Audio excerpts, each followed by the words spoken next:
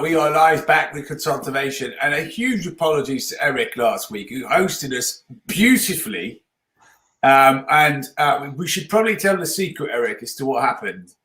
I was on the road, making my way back to Scotland, and I was attempting to use 4 different forms of technology. And I clicked leave to finally go and use somebody's office. And in doing so, ended the whole broadcast. And Eric handled it brilliantly, I have to say. Well, thank you, Dave. You know, I did notice that one of the recordings that you posted was the shorter version. So I don't know what happened to the longer version that we ended up doing on your Zoom account. So. Oh, do you mean on the podcast series? Yeah, yeah. Oh, I'd have to check that. I thought it was the full version. Okay. Anyway, we'll see what happened. But back with us this week, we have Eric Swick from SwickBusiness.com and Swick Business Strategies, the man who can, who does, who always does. And we've also got, I feel like saying a special guest, Eric. Who is it? It's the one and only Vincent Howard. And I have it on good authority. He's attempted to conquer the world one business at a time. Is that true, Vince? We're working on it. You know, starting in Florida and moving up north. How's that? Sounds good. Good for you. So this week we want to talk, following on from last week where Eric asked us some really great questions about vision, purpose and goals. I want to talk about a really simple idea, and it's revolution or evolution. Now, first of all, when you hear those 2 words, what thoughts does that stimulate to you both in business?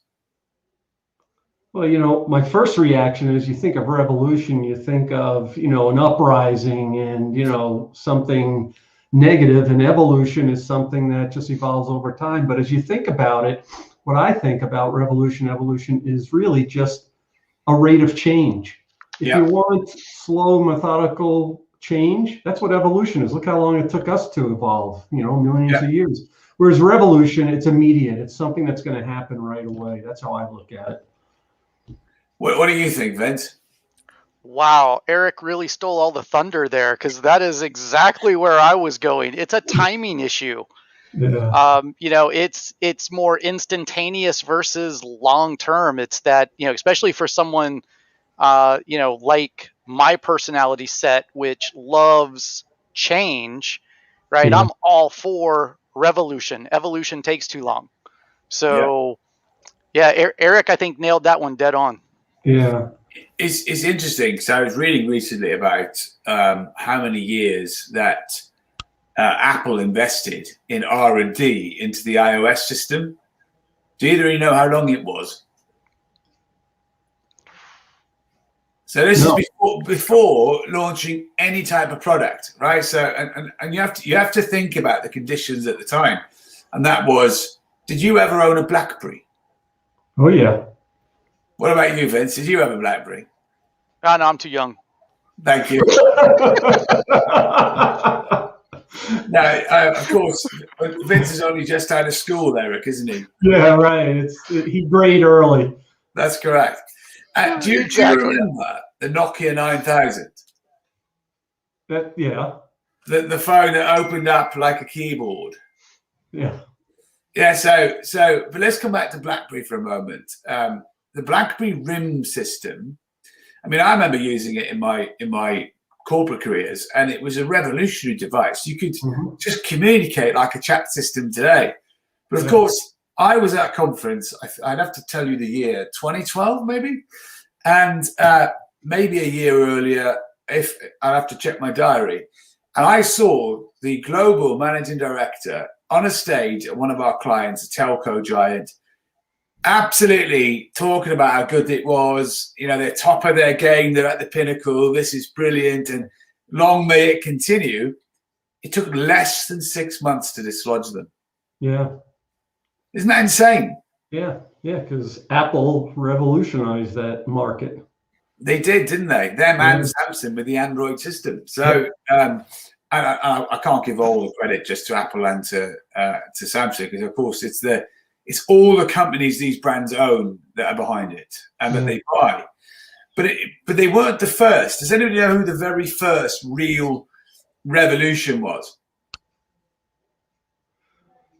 Well, I know I read your book, so I know McDonald's in the food industry is one of those. Yep, it is. And, having worked with a lot of restaurants, I know that industry pretty well. And that was definitely revolutionary when they went to fast food concept. Totally. And I think there are moments in business when it comes to revolution or evolution where you are left with a choice. And before we go into the actual subjects, and I'd also like to table an idea. So we've been working through a change curve recently with a client in the UK. And we asked the ops director on the second week to no longer mark out change. And he asked, of course, a why question. And we said, well, just talk about what the change is.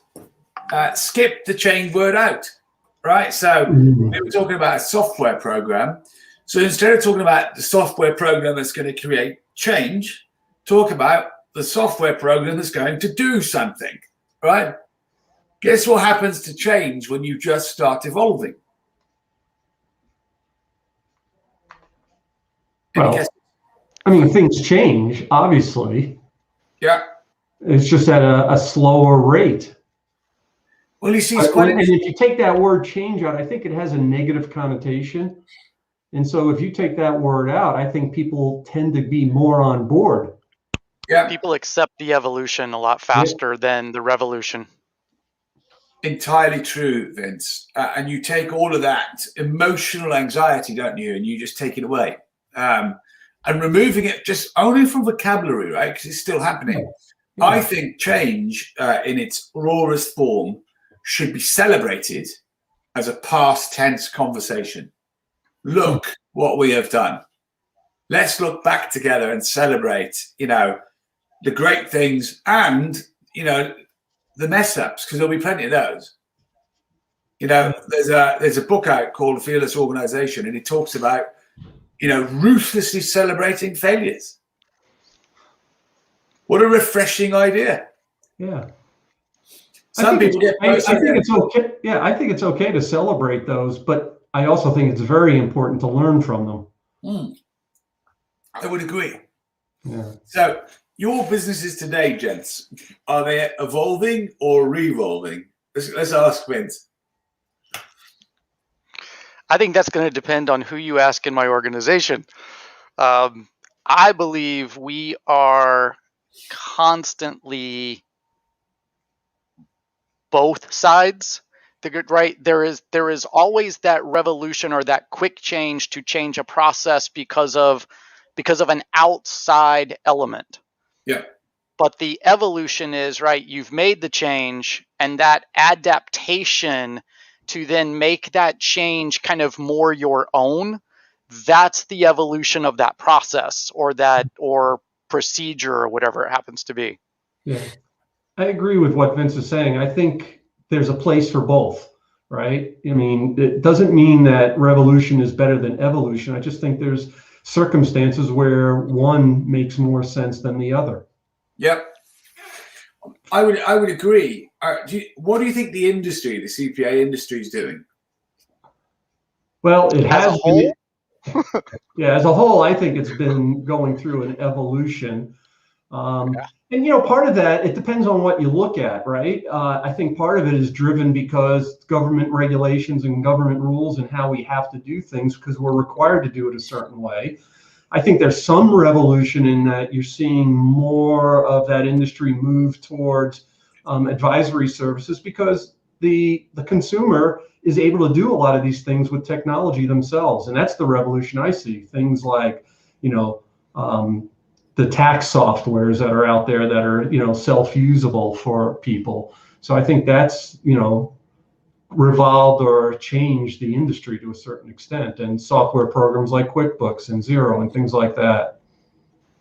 But don't you believe that there's going to be this period, and we're starting to see this with some of our colleagues now, where this slow-based evolution of change is going to lead to extinction if they don't have a revolution, right? So if they don't make an immediate change, I'm thinking about a local firm that, having to talk with some of their audit partners that their concept is, we're just biding our time, right? We're just going to continue to do it the way we've always done it, because we don't want to change. We don't want to invest in technology infrastructure.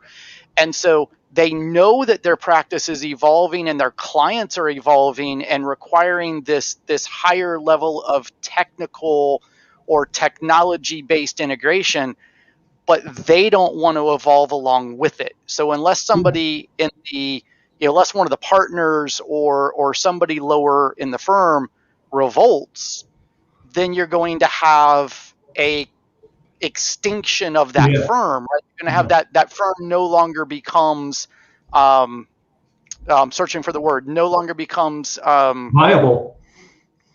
Thank you.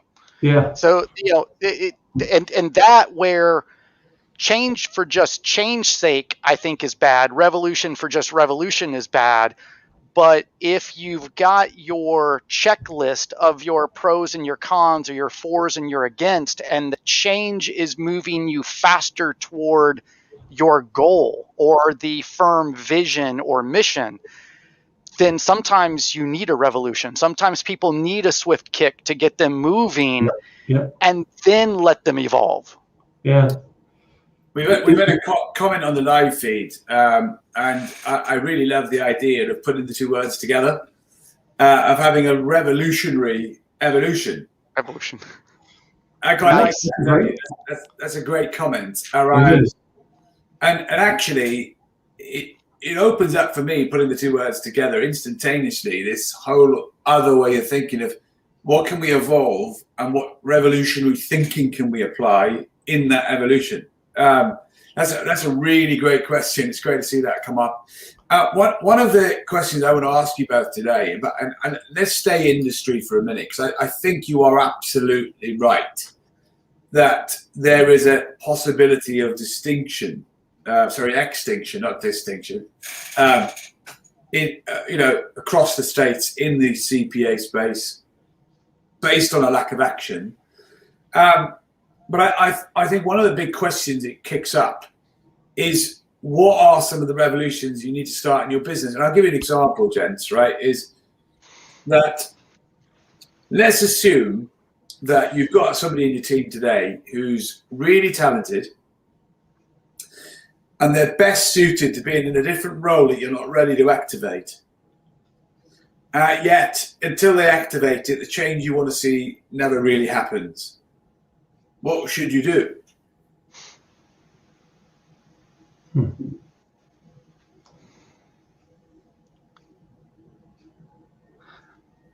That's a tough one, Dave, because I mean, if you don't have the role, or you don't have that division structured,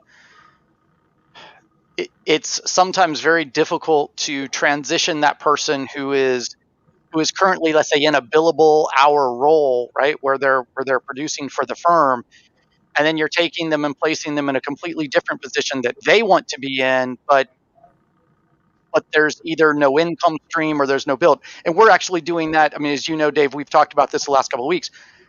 We started that, 8 or 9, 10 months ago. We hired 2 individuals that the concept was to build our consulting arm. Yeah. There's very little revenue there, and that's, you're transitioning someone that could very well have filled a role of a tax and accounting manager, which we need desperately, but you felt like the longer term goal and the better fit was for them to be in a consultancy role. And so you create that department, or you create that division, and that kind of is the instant, call it your revolution, right? Of, I've got to change the direction, or I've got to change the service offering in my practice to be able to account for that person or keep that talent. I think of it a little bit from the perspective of, you first have to look at what cultural environment have you created in your organization. And one of the key culture blocks that I talk about is self-leadership. And so if you have that as part of your organization, my expectation would be is that person would embrace that cultural block and do some self-leadership development preparation and get that part of the business going.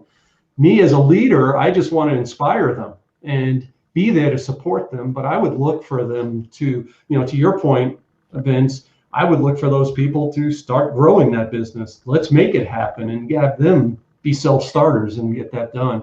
And I see my role as just making sure they have all the tools and the things they need to make that happen. This is two great considerations, and I want to flip the answer in a second to why should business owners consider this question.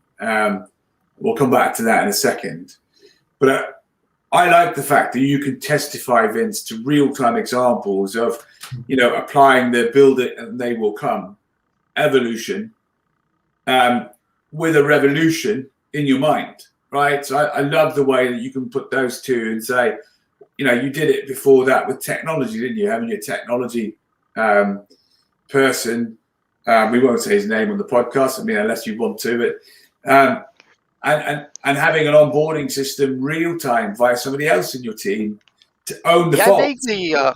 I vaguely remember being laughed at a national conference when I told them that I hired a technology person that had no accounting experience, and the general consensus was, "You did what?" Yeah. Somebody in a tax firm that has no accounting and bookkeeping experience, and I'm like, yeah, but technology integration is the wave of the future. And literally within 8-9 months, they were asking him to be a guest speaker at this conference, which was interesting.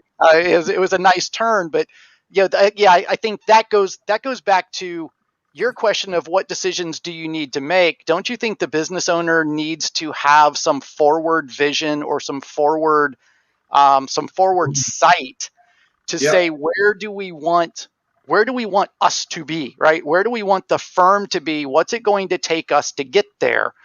And not just accept Sally, right? Same as last year, the way we've always done it. And unfortunately, that's the comfort zone. And if you look back at sections of time, I think a lot of us got really comfortable in 2003, 4, and 5 because money was fluid and people were making great profits. And then 2006, the crash hits, and all of a sudden people were forced into a revolution. They had to change. Then you have it again in 2019, 20 with COVID, where we were back to that, I'll call it the fat, dumb, and happy stage of we're making money and things are working, and not a lot of people were really looking at this change of what do I need to do to continue to improve. COVID hits, and then you have no choice, right? In a matter of literally a month, people had to learn to embrace technology. They had to learn to embrace video conferencing, and you couldn't sit next to the person. And so that was kind of the revolution. And now we've entered the evolution of this, and we're getting better at it. And I think people are starting to now look at this and go, ooh, well, if that changed us and made us more efficient, by X percent, well, what else is out there that I can do that's different? I mean, go back, because Eric's been in this business a really long time as well. Yeah. So, 2000, I want to say it was 2001 for us, where we drew a line in the sand and said, I don't want to be the traditional firm. I don't want to be the guy that's working 80 hours a week during tax season and being the absentee dad, right? The absentee father. And so we fired about 80 of our clients, monthly accounting clients at that point, because they just weren't a good fit for the firm, and rebuilt the firm. And that's a really tough decision to make, but that's where, once again, go to that foresight. What do you want to be? What steps do you need to take to get there? And is it going to be evolution or revolution? How far up that ladder do you need to climb, and how fast? Yeah. It's a great commentary, and let me just apologize to anybody called Sally out there, because of course we weren't talking about the name. We were talking about same as last year as an acronym. For anyone watching, we've been answering the question, what decisions you need to make that will start the revolution in your business, and we are talking about revolution or evolution. I think having that picture of where it is you want to be and checking in with your commitment towards taking the steps towards it are two vital steps you've got to be prepared to do in business. I've put a quote up from the blog we posted the other day, rlc-global.com/blog, evolution or revolution. You can go there and help yourself to loads of free things. What does this quote suggest to you as you read it? What does it suggest? So for the listeners, the more we see ourselves as a vibrant, successful and inspiring person who boldly declares and manifests an exciting vision, the more likely we are to become just that, Kirsty Bowman. No relative to Tom Bowman, I have to declare for the listeners. What does this say to you as you hear that, Vince and Eric? Well, I think what it says is, it really requires thoughtful leadership to create an environment that, you can have change or, evolution or revolution take place. It's really important to provide that vision. It's important to, inspire people. You talked earlier about, celebrating the failures. It's allowing people to try things, and, if they don't succeed, learn from it, but let's move on and go try the next thing. So that's a good shout, isn't it? And it goes a step further, that example from earlier. Some firms even monetize failure. And it's not actually, do you fail, do you get paid? Just to clarify to anyone listening, is that if a project doesn't work out and you've given it your best shot, you still get monetized. And there's something in that, isn't there? Because you're investing in behavior and time to create a revolutionary output. Yeah. What do you think, Vince?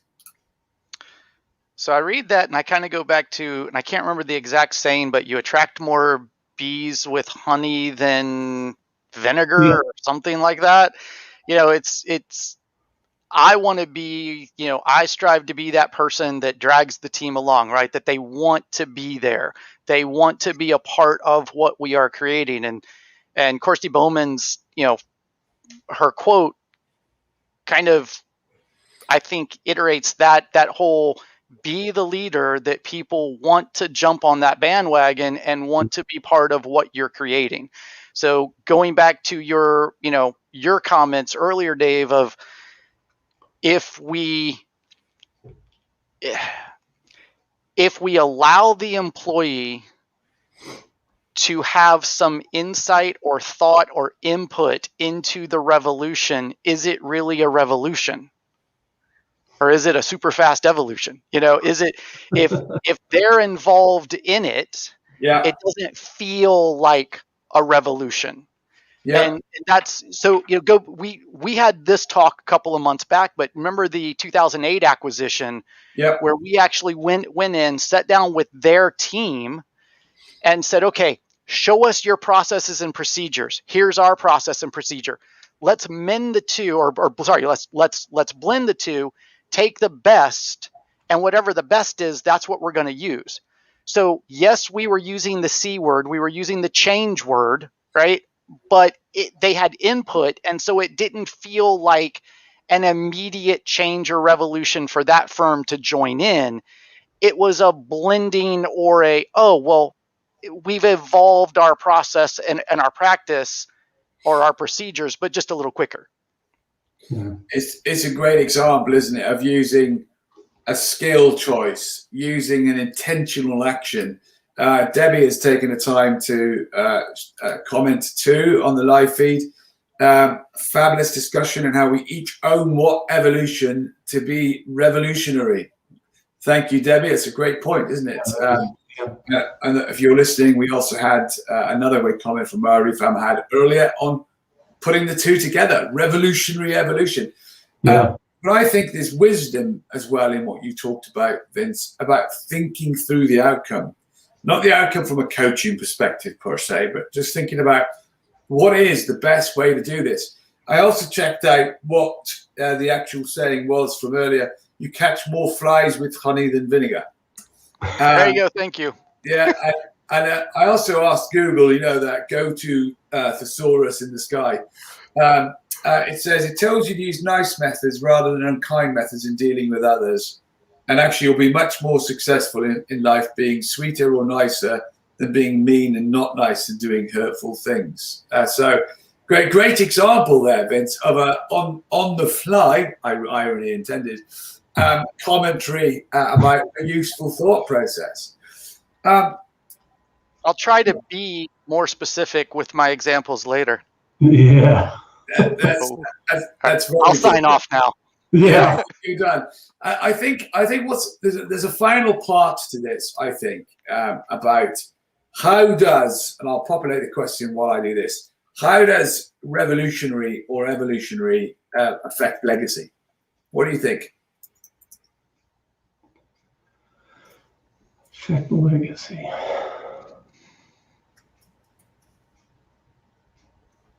I mean, do they? You know, does one do it versus the other? I don't think so. I mean, I think, you know, your legacy is that you have changed, that you've done something different, that you've evolved or revolted. But I think you can leave a legacy whether you do either or. Well, and I think it also depends on the outcome, right? I mean, if you look at the fast food industry, people are going to talk about McDonald's for decades. Yeah. Are people really going to talk about, and sorry for anybody out there that likes them, but is anybody really going to talk about Jack in the Box? You know, or some of these restaurants that started and failed fairly instantly. You know, while they weren't maybe revolutionary in the process. Yeah. You know, think about drive-through. Drive-through's been around for a long time, but you know, they consider Chick-fil-A to be one of the most efficient drive-through. Yeah. You know, now whether they revolutionize drive-through or it's just a better process, don't know that, but you know, that gets discussed a lot. So I think revolution sometimes is addressed or is mentioned over a longer period of time because it was an immediate change, where evolution, you're just kind of going with the flow. You're just kind of slowly adapting to what's around you. Look, I think anyone that's revolutionary, they get the attention, right? Because it's so radical typically. And I think of someone like an Elon Musk and, you know, his SpaceX program. Everyone thought space programs are all government run. That's who should be doing it. That's where the funding is and the money is. And, you know, he's revolutionized the space industry, and everyone talks about him and will continue to talk about it because he took a bold step. Whereas, you know, I just think that's how I look at it and how I see the difference. It's that punch in your face type of result that you see in a revolution. But I still feel that there's companies out there that evolved over time, and I still think they have a legacy. Because if they survive, you know, they have a legacy. And I have a legacy. Go ahead, Vince. Don't you think the legacy, though, needs to, and that really ties back to, let's say, your vision or your mission or your purpose, where we as change leaders, we want to make sure that whoever we pass the torch to, that they don't become evolutionary leaders, right? That they don't become a rest on your laurel. So the legacies that we build or the legacies that are built, you typically want to pass that torch to someone who has that same change mindset that will continue to look further ahead than tomorrow. Yeah. And that, I think, is the difficult part for us from finding those succession legacy torches that we can hand off.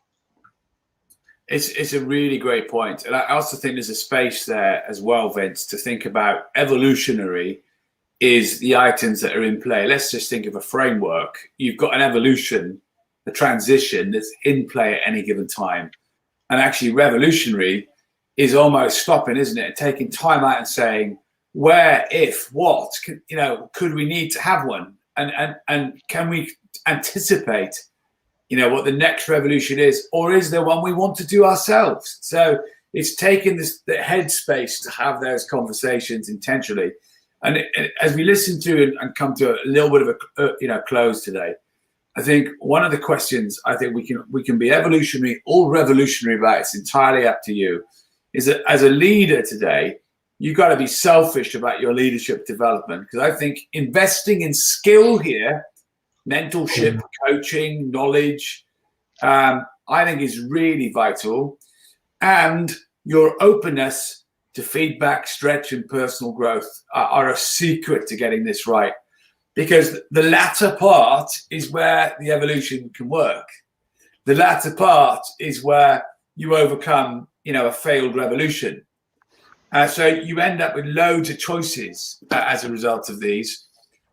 Funny fact, my mouse has lost all its charge right at the end of the recording. So we're going to have to talk just for another minute or so I can effectively end this conversation. But any lasting thoughts from today, gents?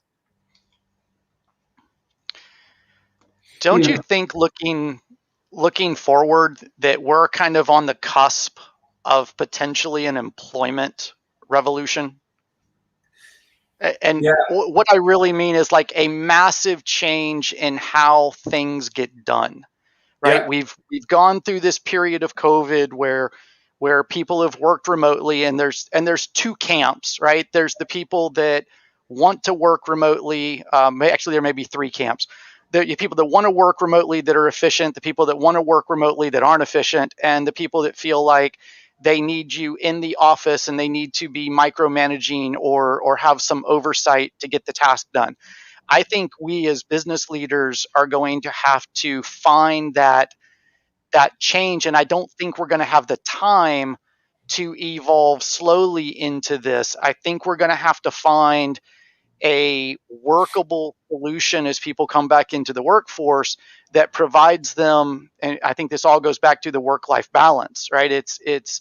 It allows them a little more flexibility to work from anywhere, but the tasks are still done. So this may mean massive changes to compensation packages, to the way that people think about how people are paid, to benefits. And I do believe that we are really on this cusp of this major, major change. And if we're not addressing it in our companies, it may be too late in 6 months, a year.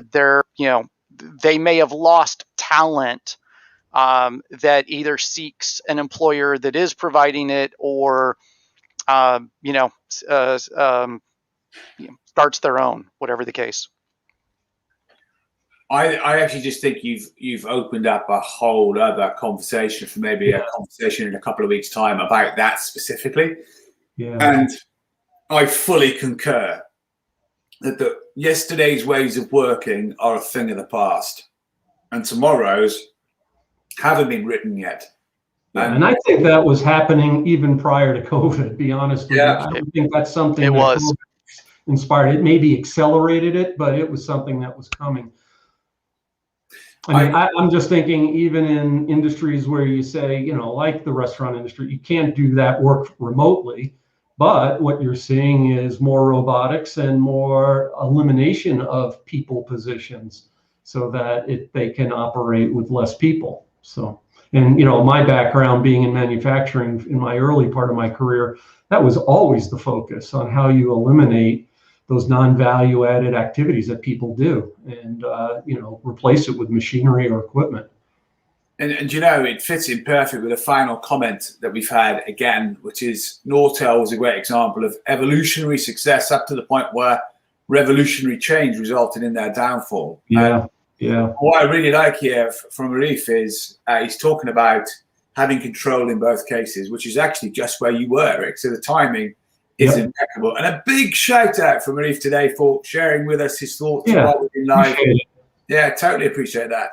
And I think we should definitely look into this point you just raised, Vince, in a few episodes' time, because I think it's a big question for us to get right. And let's outside of why you employ somebody and why you have an agreement between I've got this skill in exchange for this amount of money, working in whatever way it is, wherever you are in the world. I think that there's a huge change in why should my life now be, a repetitive pattern of no way out. So if an employer can embrace that, like we see in the Nordics, where they work less hours, they earn the same amount of money, they have a better balance in their life, they can do the things that bring joy to people. If we can work some of that out, I think there is a revolution coming in ways of working in the not too distant future, for certain. So leaves me just to thank you both for your time. I really loved today's conversation. It's been a fabulous discussion. This has been Consultervation, where some of RLC's friends and colleagues and partners and RLC centres around the world get to go together to talk about all conversations to do with business, advisory and consulting. We've had back with us today the fabulous Vince Howard as a special guest. I've got to say it twice. And to our credit, Eric, we didn't put any really difficult conversations in front of Vince, did we? No, we didn't harass him enough. Yeah. But next time round, look out, Vince. Be warned. And supported once again by the fabulous Eric. And Eric, I believe you're taking the reins next week again, aren't you? So yep, I'll run the show. And what are we talking about next week? Just give the listeners a taster. You know what? I don't remember what we talked about we were going to cover next week. But the good news is I do. Yes, that's good. As soon as I do, you're gonna go, oh yeah. Yes. Next week we're going to be talking about the importance of values in business and how to use them right now to steer your people in the workplace in a meaningful way. So, yes. Or any other slot Eric wants to take. Yes. Good. I'm going to end the broadcast. This has been Consultervation.